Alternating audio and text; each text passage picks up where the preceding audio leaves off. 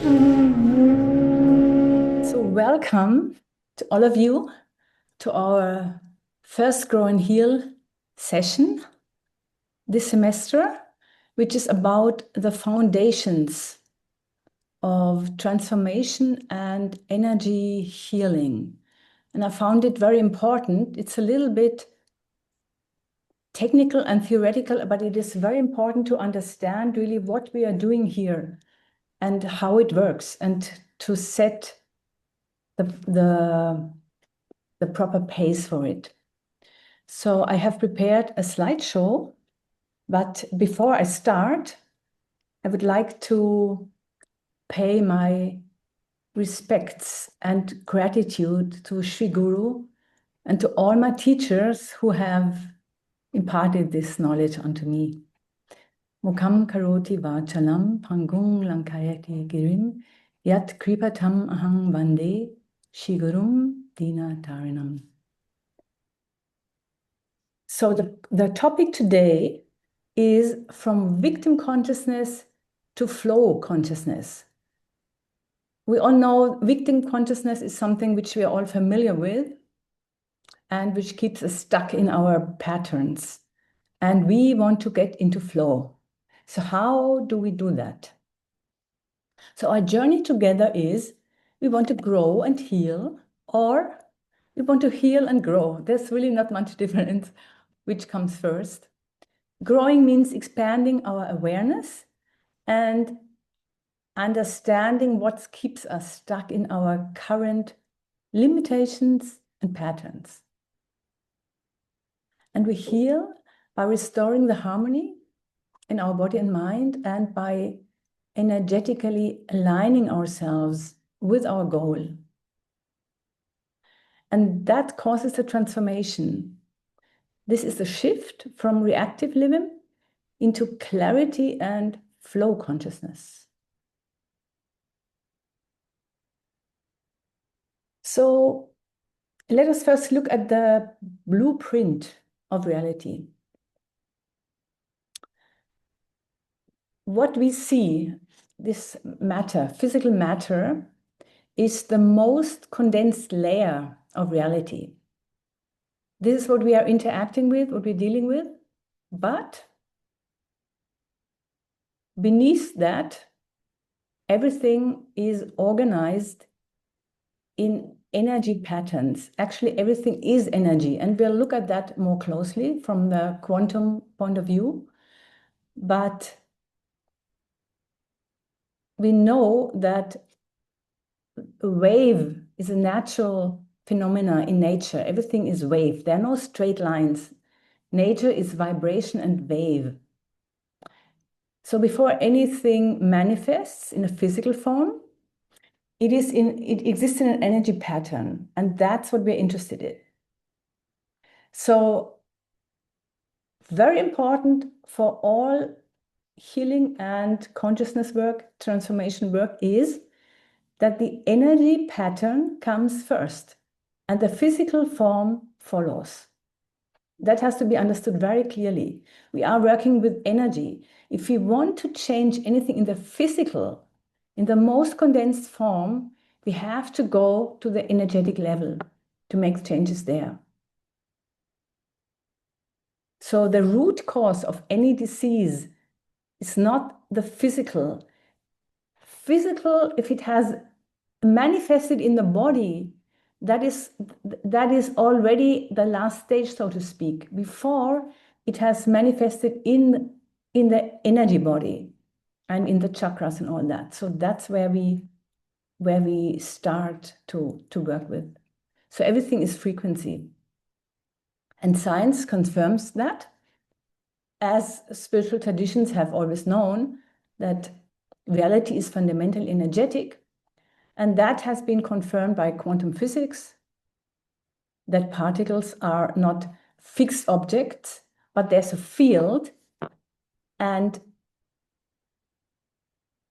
particles collapse into wave when they are observed.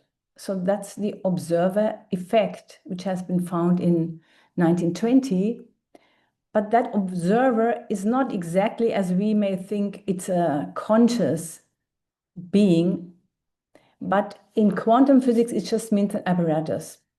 Any installation where a particle is observed or a wave, then it acts according to the expected outcome. So we know also Robert Becker is a pioneer in researching that the body is made of energy patterns. It's not just biochemical, but it is electrochemical. And there are measurable electrical fields around in the body, in all organs. And if we address these, then with that, we can heal and regenerate just by manipulating the electrical patterns of the body. And we know also Rupert Sheldrake, he has studied the morphogenetic fields. And according to him, everything is shaped by these fields which communicate with each other. So everything in creation has a morphogenetic field, and these are in communion with each other, and that precedes the physical form. And then the HeartMath Institute in California, they have done a lot of research that the heart is actually a very powerful electromagnetic field, and that field extends beyond the whole body. That field is called the torus field, and we're going to work with that. We'll do much more in future sessions with the torus field, because if we can activate our torus field, we are stable in our energy.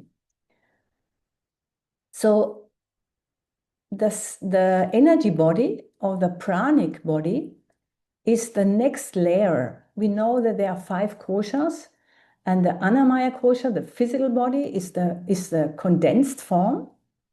And in the energy body, there are nadis, there are chakras, and there are pranas. So does anybody know how many chakras are in the body?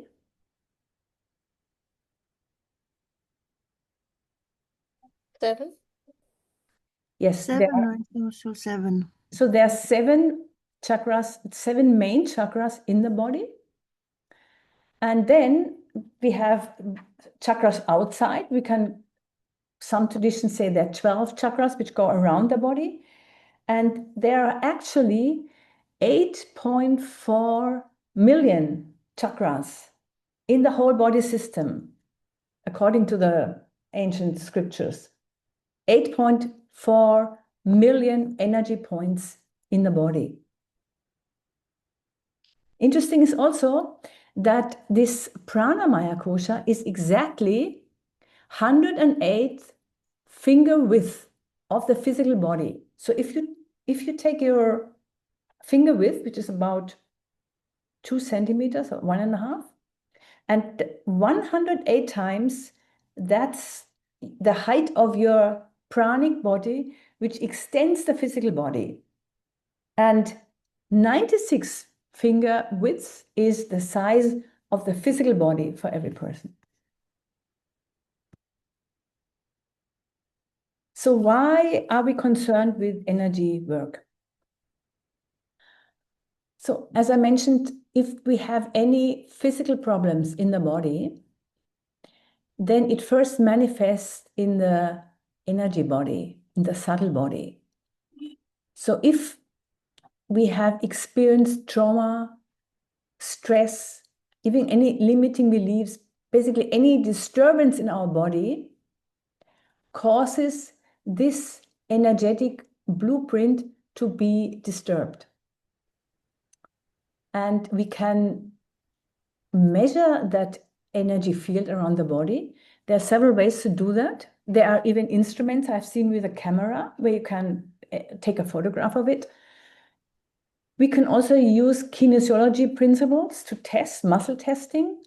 And there we can find energetic disbalances in the energy body. And just with mental commands, we can rectify and clarify these patterns. And the physical body always follows that. So if you want to resolve any problem in the physical, at that level, it's very effective. And of course, there's more. We also treat the physical body. It's not that we neglect the physical body, but the energy body is the underlying principle. And so energy work addresses the root and not just the symptom. And it creates a lasting transformation. The core principle is that we change the blueprint, and then the denser outer reality follows that. So now we want to look at 3 levels of perception. We experience life at 3 levels. And I have given them some Sanskrit names so that you feel a little bit more close to home. And each level has a specific lens, how we experience it. So the first one, the densest one, is the physical view. And I call it Stula Sharira. Stula means the gross. It's a gross vision, the physical view, where we only see the outer form, the appearances, the outer manifestation. So this is basically the gross material world, the realm of the body and the senses and everything visible. And this is where most people are operating upon and from. And on that level, we interpret life through our physical circumstances, whatever happens on the physical, and then we calculate the cause and effect based on matter. And of course, we react also to anything external, usually pressure, anything which we act when there's any discomfort, any pressure. And the mode we operate on is mostly survival. We try to have a control over the physical and we react to it, and that is mostly in fear and in protection. There's something outside of ourselves which has nothing to do with us. And we react to this outside. And this often leads to victim consciousness because we feel overwhelmed by that which is happening to us. And we have to either fight it, or fight or flight is the common reaction. And we are not in control, basically. So the next view is a little bit more subtle. That's the Sukshma Drishti, subtle view, or the metaphysical view, which means we are able to experience the underlying pattern behind everything. We may understand that the world is Maya. Maya means not that as which it appears. And we understand that whatever is created is also destroyed. That's the physical. But underneath are the subtle energies as the basis. And this is what shapes our visible world. So we understand that energy precedes the physical.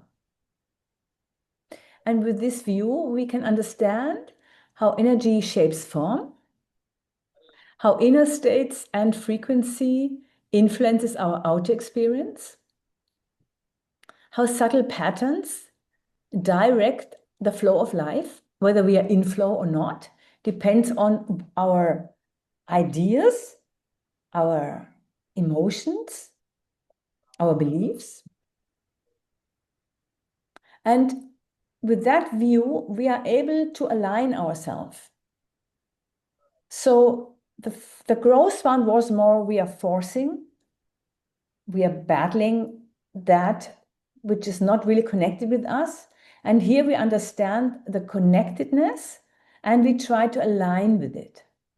And this is the level where true transformation begins, because we are working at the level where anything originates. any physical problem originates, or any discomfort, anything we want to change in our life is at that level. So that is what we call flow consciousness, and this is what is mostly relevant for our work here.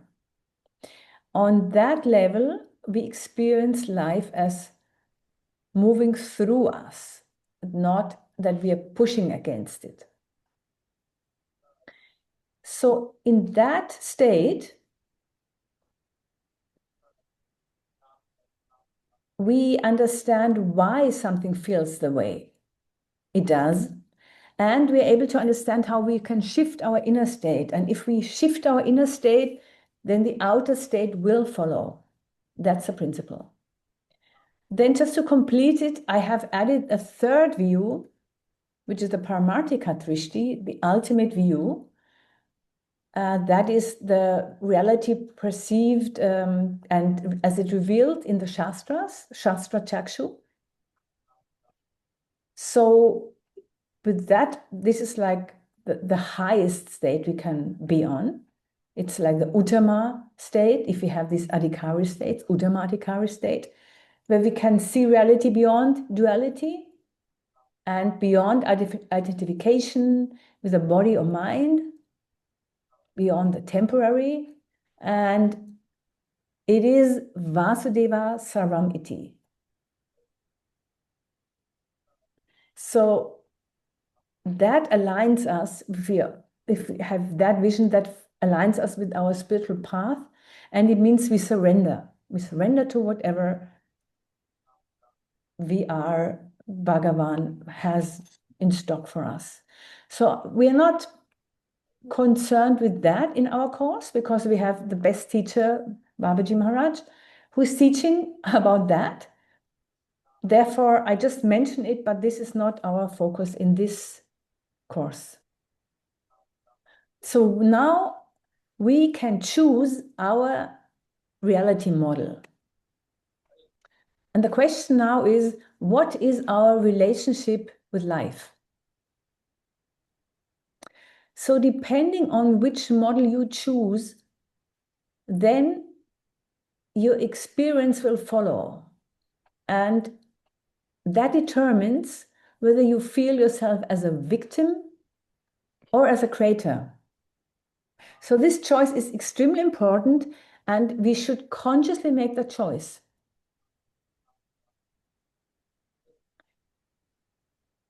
In the Newtonian world, what is important is how things are done.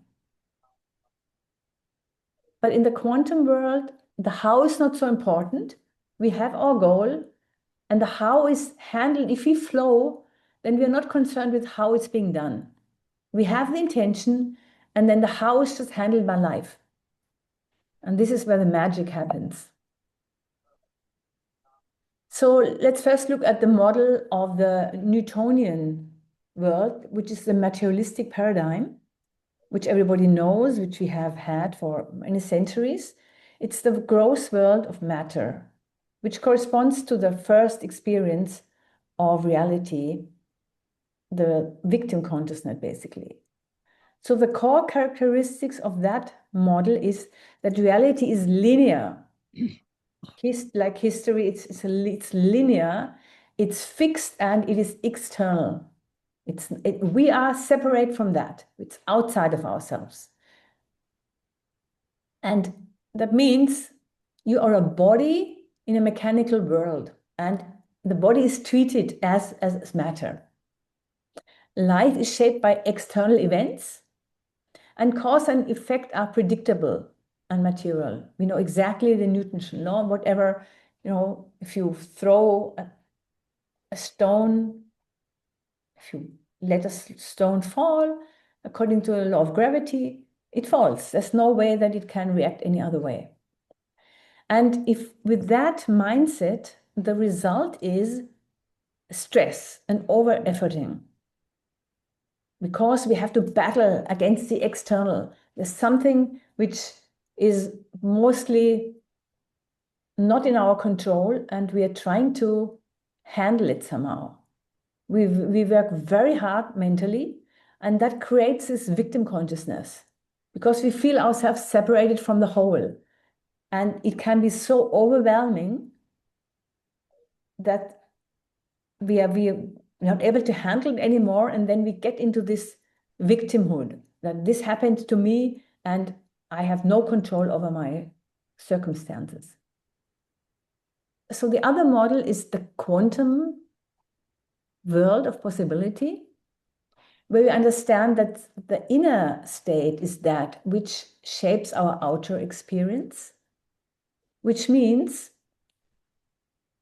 everything vibrates at a specific frequency. And if we change the frequency, we change our reality.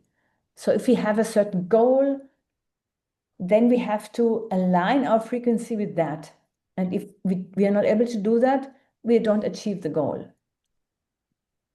So it's the internal frequency which determines what we attract and what we create.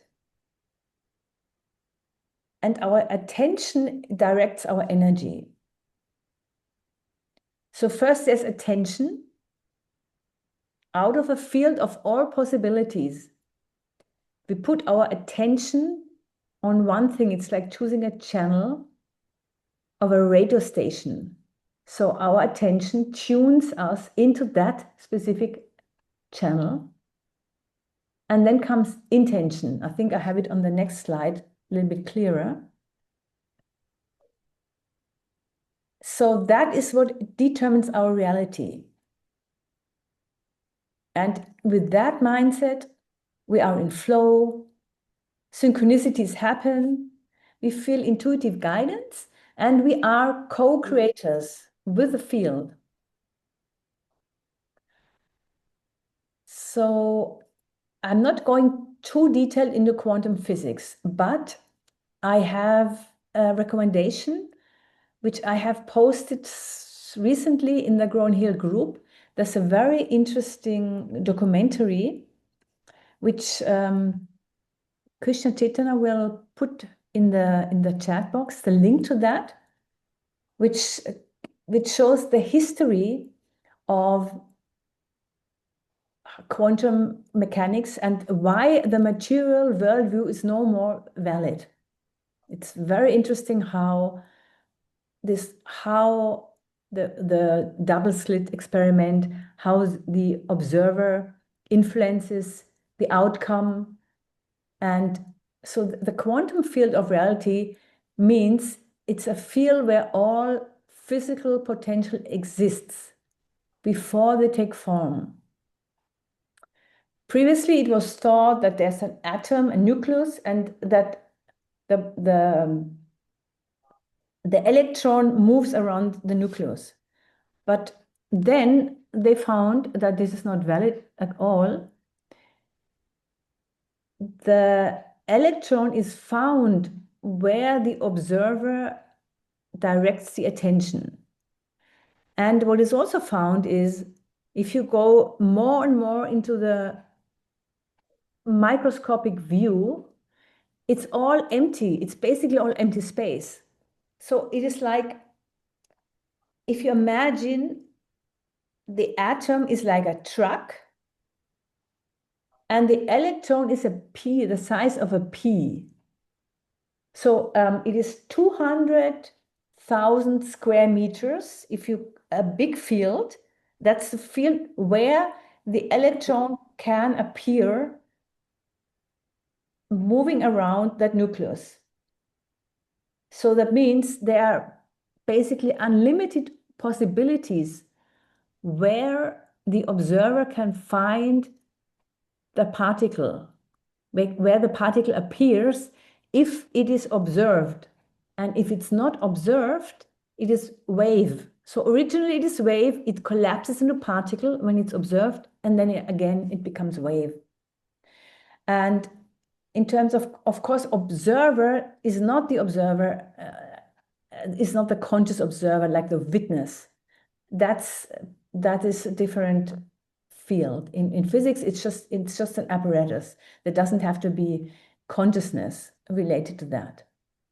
But from the consciousness point of view, we understand that there are countless possibilities, how we interpret and experience reality.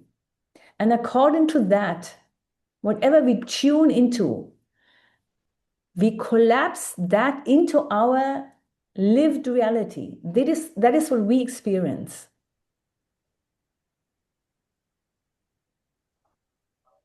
So that means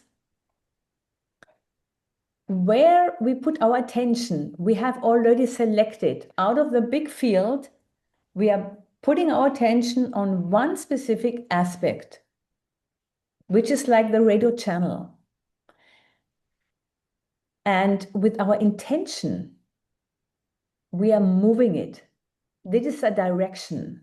So the intention is within that channel, we find a specific program, what we want to experience. So that is the role that consciousness and conscious awareness plays when we create our reality. And usually we do that unconsciously. And because we do it unconsciously, we are trapped in the same patterns which we vibrate.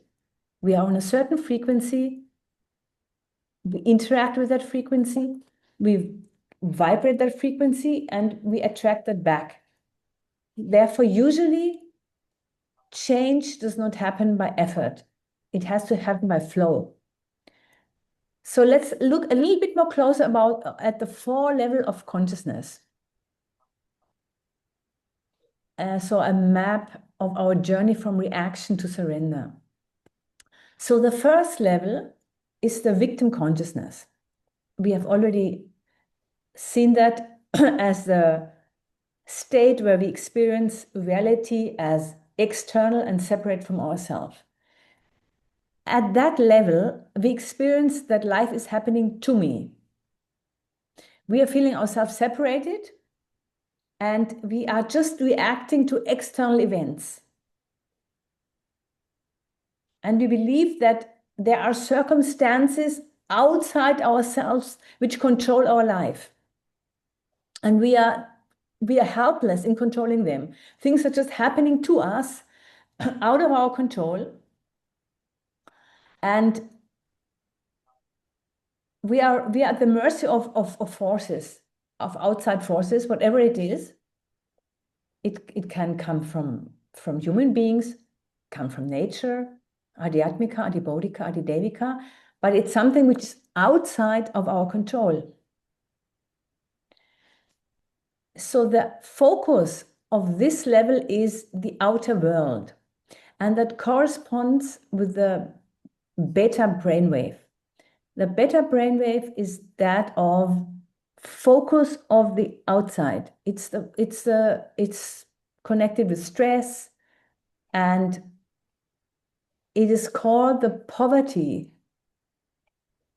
brainwave by secret societies. So that is the mindset where we think if something happens, then, for example, if I earn a lottery, whatever, $1 million in a lottery, then I'm able to have the life which I want. So this is something which happens to me. I have no control over it. So that is the first level, to me. The next level is by me. That's a little more advanced, let's say. It is the achiever consciousness. That means life is happening by me, by my effort. I'm struggling so hard, I'm pushing, I'm relying on my willpower, on my strength. I'm the doer. This is a strong ego identification. Because of my great effort, I have achieved. And this is energetically very exhausting. And it's a very control-based approach to life. So there's a strong sense of agency that I have done it, but the cost is a constant effort and struggle, because we think it's all dependent on our own input, our own personal force. And actually, this is the Asuric mentality in the Bhagavad Gita, in the 16th chapter, where Asurics, the Asuric mentality is described. I have killed that enemy, I shall kill the other also. I'm the controller, I'm the enjoyer, I'm perfect, powerful, and happy. This mentality is exactly that. Of course, that may sound a little harsh, but we are usually in that loop of struggling, of exertion, of it's not flow. And here also, the focus is the outer world. And the primary brainwave again is beta because we are struggling so hard. And the mindset here is not if, but it is when, because I know I'm doing it. So when I have worked so hard, when I got my PhD and when I got this job, then I can afford, then I can have the life which I want. So does it make sense to you? Are you clear with the distinction between these two levels? Can just have some feedback. Yes. Because I don't see you. Okay. All right. So then the next level, that is the through me consciousness. And that's what we're interested in. That's the flow consciousness. That is the experience of life flows through me. There we are aligned. So first we have that inner alignment. Our internal state is more important than the external.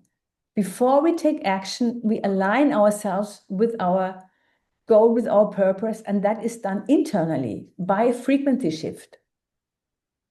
And we follow the path of least resistance and let life unfold naturally. So we're not forcing it. We are just letting it flow. We are cooperating with it. It's happening. And in that state of mind, synchronicities happen. We are at ease.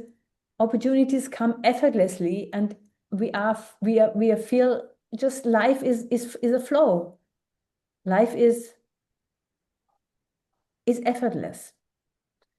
And the mindset we have here is that we have already achieved it.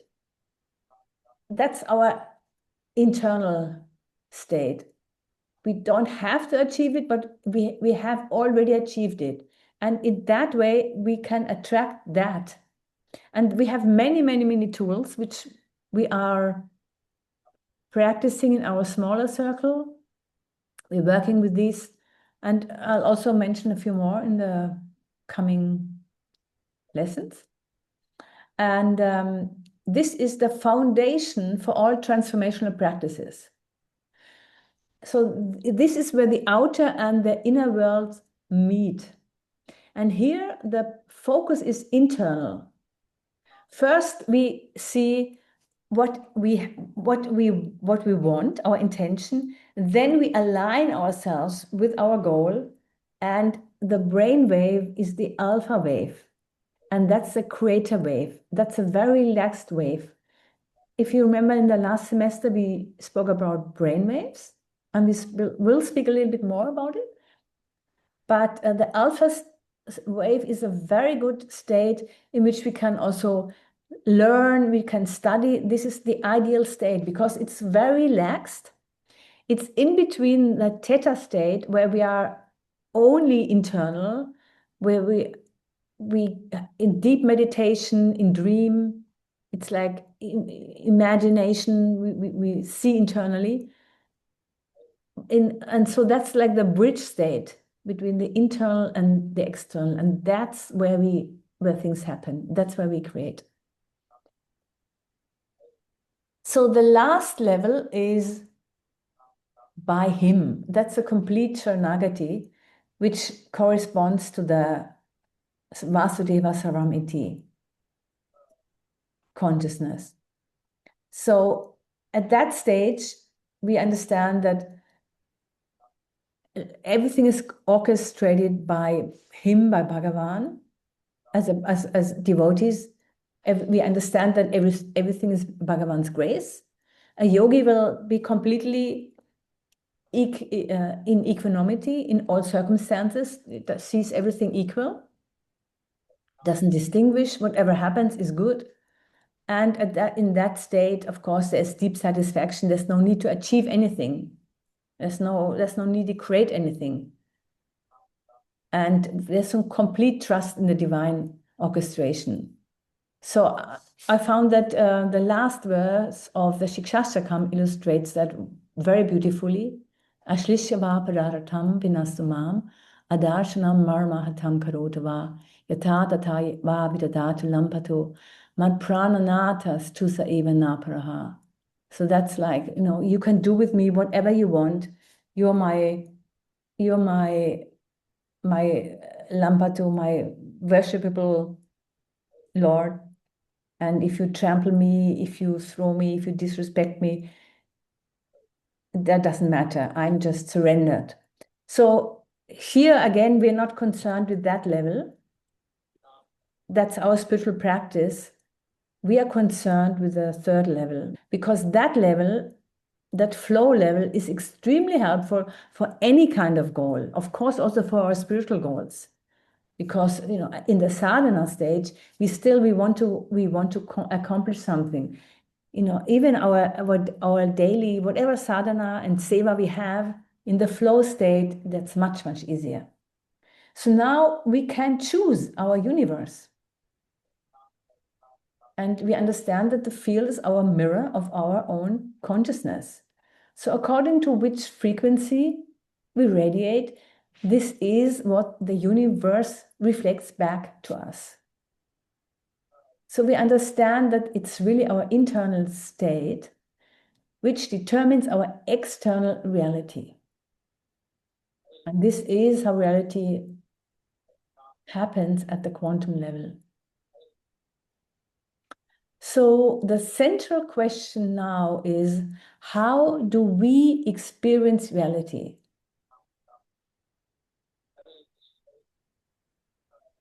So do I live in a hostile universe or a friendly one? Just take a moment and consider, how do you experience reality?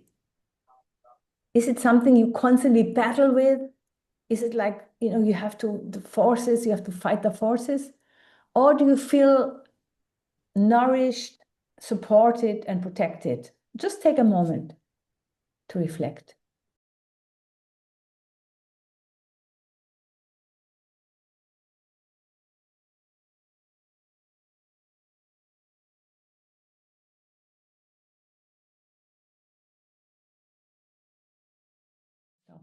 Okay, so the impact is that what our attitude towards life is reflected in our health. It affects our nervous system, our interpretations of life, and ultimately what we receive from life.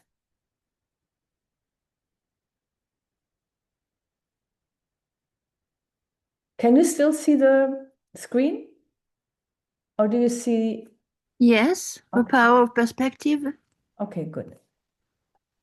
All right, so now we have a little reflection exercise. I would like you to, if you have a pen and paper, then I would recommend that we just do this for a few minutes, this exercise.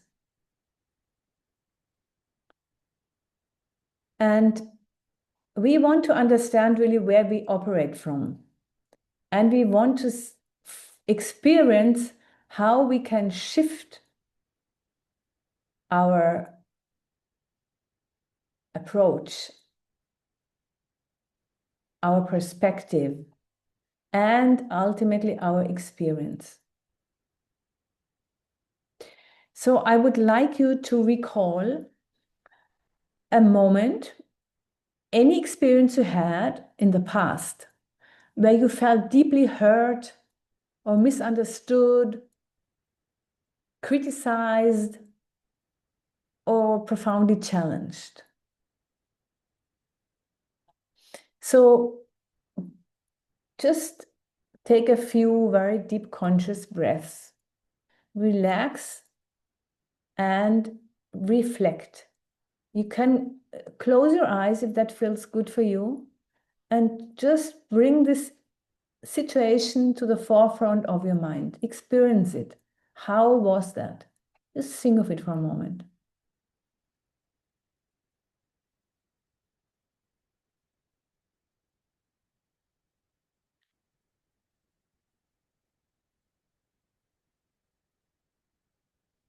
Think of the people who were involved, your environment. Was it outside? Was it inside? Do you hear voices? How did you feel? Bring that feeling to your attention. What was your feeling? How did you perceive yourself in that situation? Were you a helpless victim of external circumstances or of the actions of others? Were they the ones to blame? External forces? Is this a narrative you're replaying, which is reoccurring in your life? Take a moment and take some notes if you like. How did you feel?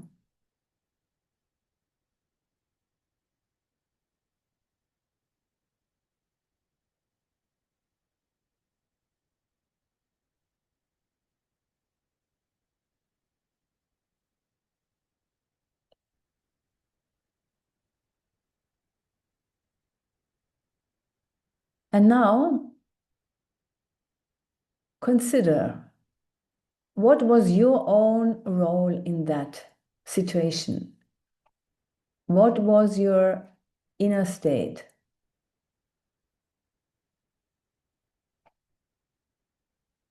How did you get into that situation? Were there any prior choices? What shaped this experience? Did you play any role in that? How was your internal landscape? Could that have contributed to the situation? How did you feel and think about people involved in that scene? Take a moment.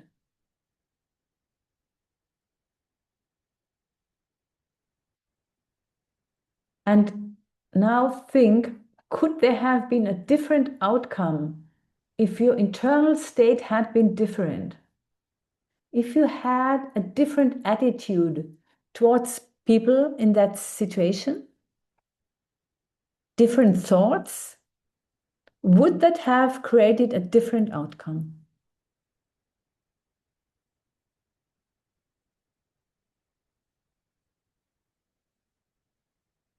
Shift the perspective and see if there's any change in your feeling, and watch your body also. How is your body reacting? How are your emotions?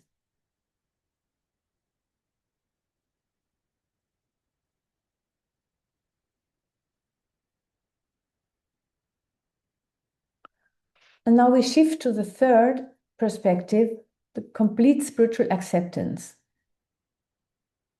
Are you able to view this whole scenario as an act of Bhagavan's grace to help you realize a certain thing about yourself, something which helps you catalyze your own spiritual growth, helps you advance in the path of bhakti? Are you able to see it as grace? And can you take some lessons from that?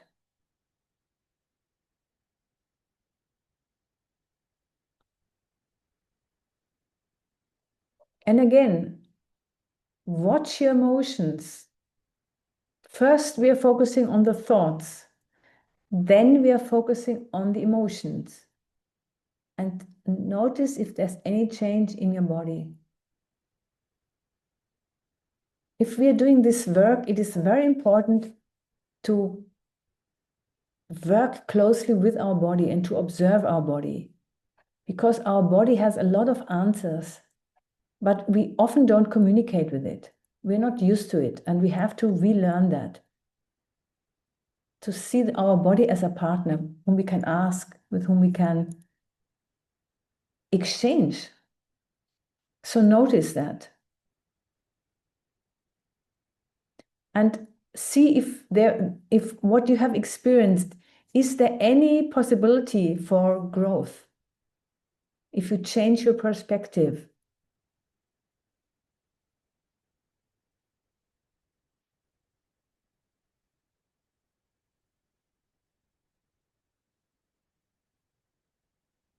If anybody would like to share something, you're invited to do so. Otherwise, we'll continue on.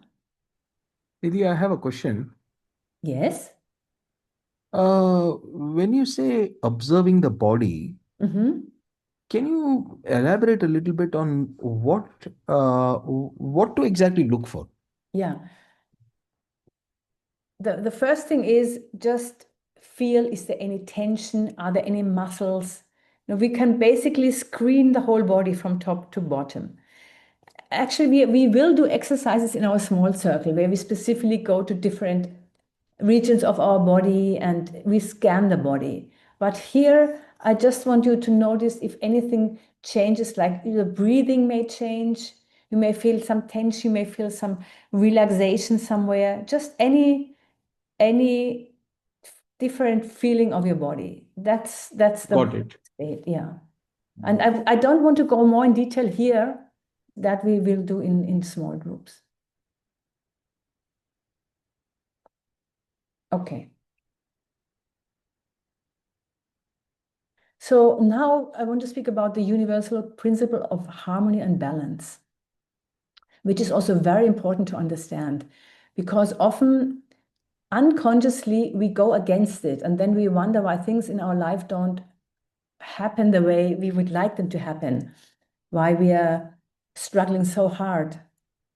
And we don't understand that this is the law, that everything goes back into balance and harmony. So we understand that nature always goes back into balance. Whenever there's something is out of balance, then any ecosystem, anything in nature tends to go back to create harmony. And there's so many examples. In a forest, when there's a storm and trees fall down, and then the dead trees gather moss, and then the moss decomposes and new seedlings come up, and everything is revived and new plants grow. So it's a whole ecosystem. And in the same way, our body, a very good example of our body is, of course, the nervous system, the heart, but specifically also our temperature management. When it's cold, then the hair stands on end, or we shiver to protect the body from heat. And when we are too hot, then the sweat glands produce water so that cools us.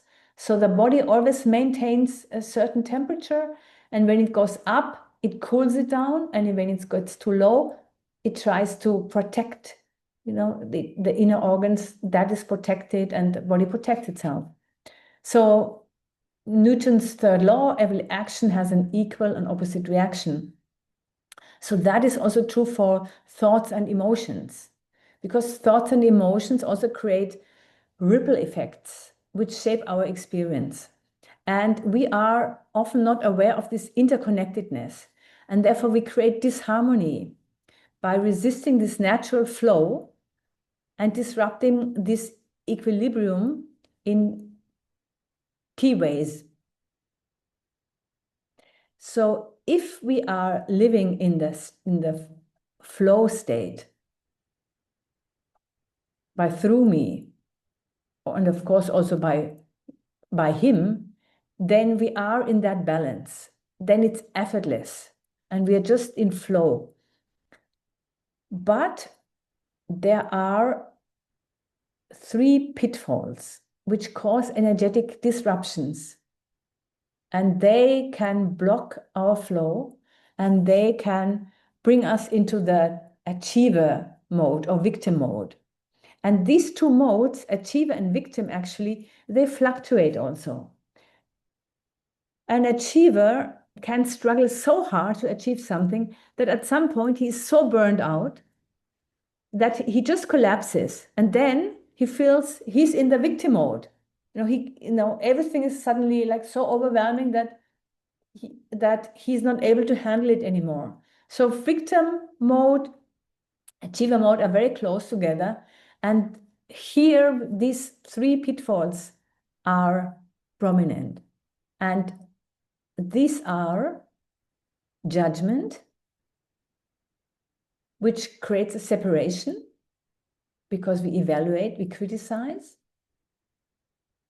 Resistance, this is something we are fighting against. We are trying to fight against something, and the force we put up is just causing the equilibrium to throw it back into balance. So force comes from one side, which is resistance, and then nature puts another force, and then to create the balance again. The third one is inflated significance. So that's a very strong attachment to either personal significance or to the outcomes, which creates excess potential. So when there's too much energetic pressure on something, then this creates excess potential. And this excess potential is what the universe must balance. So this excess potential must be taken off to find the equilibrium again. So you can say that metaphorically, the hotter you make a goal, the more the universal air conditioning has to turn on to cool it down. So these are the counterbalancing forces which work against our intention without our awareness. So these are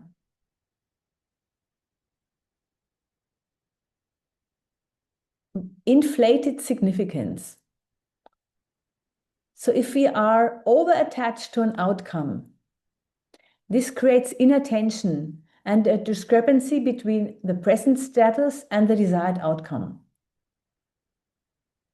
which means there's a desperate attachment to what we want to achieve, which creates stress in our system. It creates a distortion of our field, our energetic signature, and then the counter forces get into action to balance it back. Because urgency signals that we lack something. If we vibrate out that we are in need of something, needy consciousness or urgency consciousness means we don't have it. We need it. And then we are either in the by me or to me mode. And then the field mirrors back exactly that lack. So there are 2 kinds of inflated significance. It can be either self-related or it can be goal-related. So self-inflated means it's the ego of taking oneself too important. And that we have the saying that pride becomes before the fall, which is tamasic pride, which you all know that this is not helpful to put too much importance on ourselves. And then naturally the fall is the counterbalance. So too much inflation of the ego causes forces to counterbalance it, which means fall.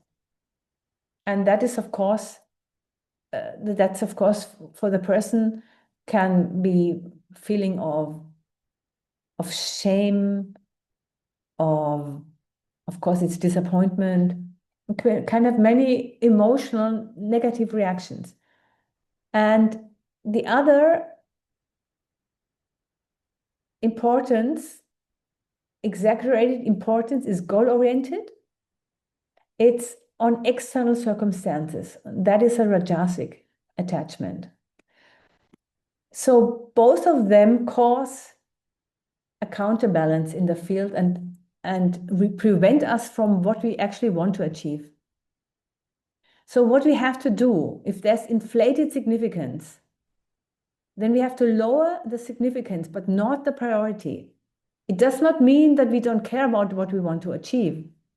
It just means that we have to release this desperate pressure and attachment to it, which we understand that attachment is not good.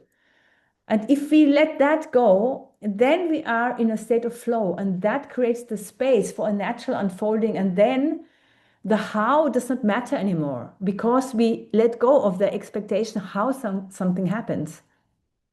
We just align ourselves with the goal. This is what I want to achieve. And I let the universe do it. I let Bhagavan do it. And because I'm aligned, then synchronicities can happen. So that is an important distinction. We still pursue our goal. We make it a priority, but we lower the importance, the stressful importance. So that means we say, I prefer this outcome, but I'm okay either way. Not that we only see one outcome and nothing else. Maybe you have that experience if you're desperately looking for something. Like if you have lost something on your desk, for example. I have that experience many times. There's something, it was here before and now it's gone, and I don't know where it is. And I'm looking everywhere and I cannot find it. And this causes stress in the system. Your muscles tense and your focus becomes very narrow. Everything becomes very narrow. And because of that narrow focus, you're not able to find it. And at some point, you just give up because you cannot find it. And then you do something else. And then suddenly, when you go back, and suddenly you see it lying right there. It's right there and you haven't seen it because you were so desperately focused on that one thing. I don't know, does anybody else have that experience? Yes, absolutely. Yes. Yeah, so that is because we are focused so much on only one thing. But if we open our perspective and we say, I prefer this outcome, but I'm okay with either way, that means automatically we have another option. And that's the plan B. So if we have an alternative, it automatically reduces the pressure. And that releases also the weight. And when I reduce the weight, then opportunities can find me. I don't have to chase opportunities. I just let go and opportunities find me because I am in that frequency. And also sometimes if we are so desperate, we are in the fear mode. We think the worst happens, but if we do a reality check, then what is the worst case? Usually it's not about life and death, usually. So what would happen if we don't achieve that? And usually we can manage it. If we have the plan B, okay. And if we achieve that, it's wonderful. And if not, okay, something better may happen. So that is also that or something better. We just leave it open. And we focus on only that what we can influence. And we let go of that which is beyond our control. If we do that, then we shift from being the controller to being the observer. As the observer, we get into the right frequency and we can just watch the process unfold and we're not forcing it. And then we are in the flow state.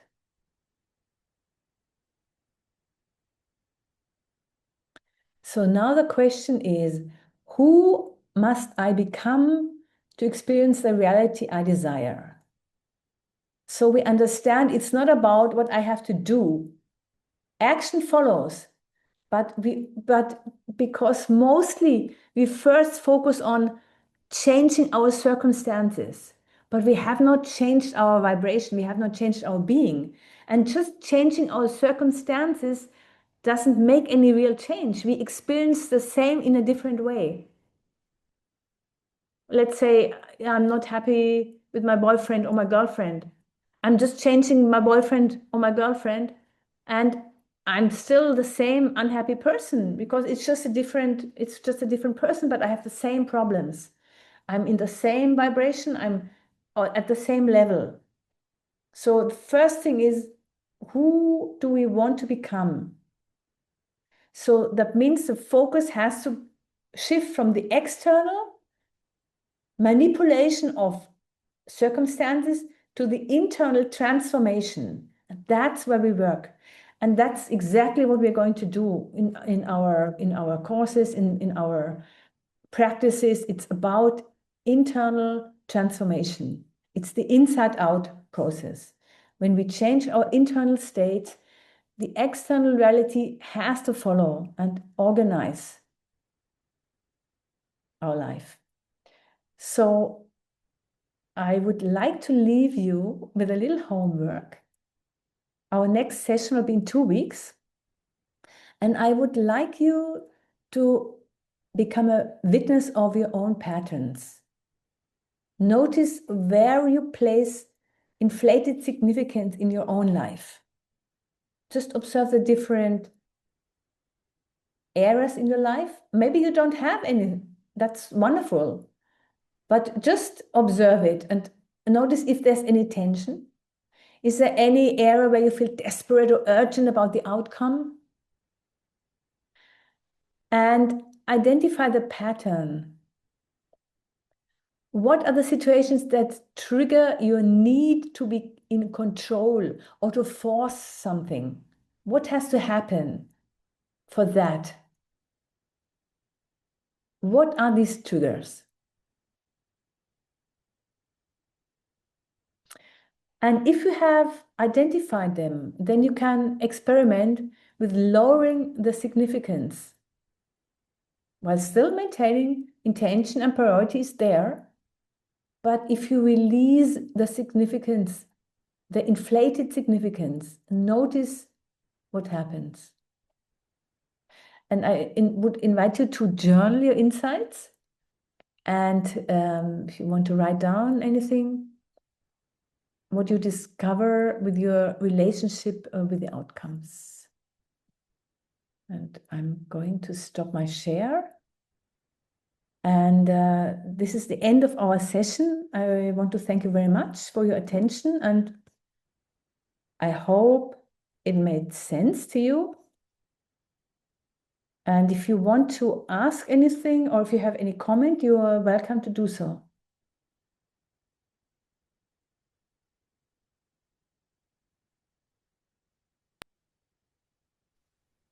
Can I ask? Yes? I've been thinking, what's the relation with our Svabhava? You know what I mean? Yeah. Sometimes we inflate this importance of the things that are important to me because of our Svabhava. Yeah. We can have our Svabhava, and of course, it is good to know our Svabhava, but that we should not confuse it with inflated significance. We know our Svabhava, and we should be in flow. If we know that, it can help us to be in flow. But if we think because of that Svabhava, I'm restricted to a certain sphere in my life, these are self-limiting beliefs. If I cannot do that or that, then we are out of balance. We know our Svabhava and we just act, and we will naturally do that. What is our Svabhava? That is our flow. We don't have to do it with inflated significance, not at all. It will help us. We will naturally move toward that which we attract. because of that svabhava. So there's no problem with that. Okay, so what's the indicator? So is the indicator the tension that we feel? It The should be indic- tensionless, right? The indicator for inflated significance, you mean? Yes, the tension. Tension. The indicator is that we are out of balance. Something is not going our way. We are not in flow. And we notice that when suddenly we are struggling, we are pushing, there is definitely tension. I mean, all the points which we just looked at, they're all significators that we are over stressing. We are putting too much importance on an outcome instead of letting it go.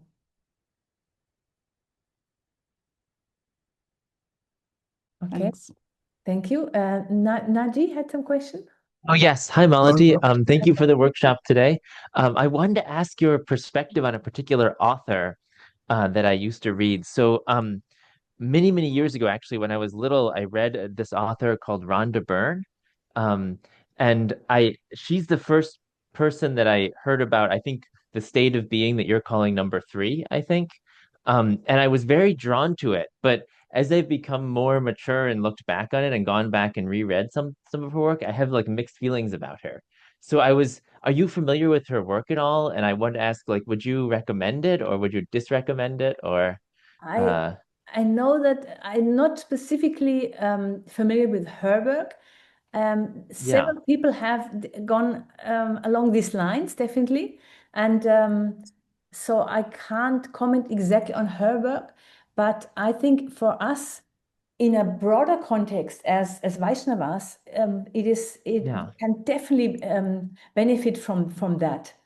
I mean that being, the state of being instead of doing, that's a very important thing, because that is the flow state really, from which we can act in a much easier way. And anything we do as devotees, anything becomes easier for us. We're not constantly pushing and struggling, because if we do that, if we are in that achiever mode, then we are really burning ourselves out, and then we are not able to work in our full capacity. Our seva, everything will be restricted. And even in seva, you can burn yourself out if you do it with an improper approach. If you think I'm doing it, it's my work, you can have the same mindset basically, and create the same problems of getting out of balance and getting into the victim mode. That's very easily possible. So therefore, I think it is helpful. It's definitely helpful. So, but you have to do it, of course. See what serves and what is not exactly applicable for devotees. And A quick follow-up, I wanted to ask, are there any authors you've read who focus a lot on that third way of being or teach how to do it that I could read perhaps to get like some further depth on what you're talking about? At the top of my head, I cannot think of somebody, but there are a few. I can. Peter Sage has written some amazing books, and he's teaching that also. So he's definitely somebody to recommend. And a lot of what I'm teaching today is from him. There are others who have pioneered on that. I can, in our Grow and Heal group, if I find something, I will write it in our chat, if I find something suitable. Thank you. That's perfect. Yeah, and I will check out Peter Sage. Thank you, Malati. Upendra ji, yes, please. Hare Krishna. Thank you, Malti ji, for a wonderful session, and I find it very useful. Just a small question. In the beginning of your talk, you mentioned that the body is not just biochemical, it is electrochemical.